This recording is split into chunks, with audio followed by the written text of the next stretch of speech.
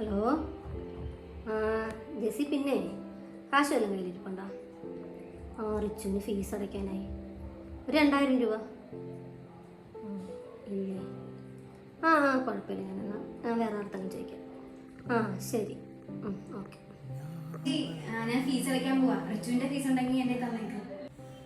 മോളെ, എനിക്ക് cash ready ആയില്ലടാ. ഞാൻ ഇവിടെ ഇങ്ങനെ ഓരോരുത്തരോട് ചോദിച്ചുകൊണ്ടിരിക്കുക. ഇതുവരെ കിട്ടിയില്ല. എന്താ ചെയ്യാനാ, ജോലിയൊന്നും ഇല്ലല്ലോ. അത് കാരണം നമ്മുടെ കയ്യിൽ കാശൊന്നും ഇല്ല. എനിക്കിപ്പോ പൈസയുടെ അത്യാവശ്യമാണെങ്കിൽ ഞാൻ നല്ലൊരു സൊല്യൂഷൻ പറഞ്ഞുതരാം. എങ്ങനെ?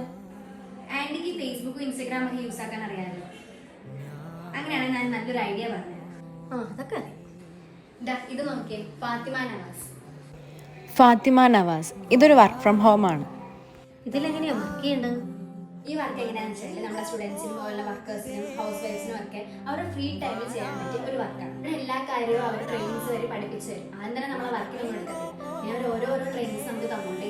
ഇത് ഗവൺമെന്റ് അപ്രൂവ്ഡ് ആയിട്ടുള്ള ഒരു ഓഫീസാണ്. ഇതിനകത്ത് ആകെ വേണ്ടത് നമ്മുടെ വാട്സപ്പും ഇൻസ്റ്റാഗ്രാമും യൂസ് ആക്കാൻ അറിഞ്ഞാൽ മാത്രം മതി. വർക്ക് ചെയ്ത ഏണിങ്സ് എല്ലാ മാസവും 15-ാം തീയതി നമ്മുടെ അക്കൗണ്ടിലേക്ക് കയറുകയും ചെയ്യും.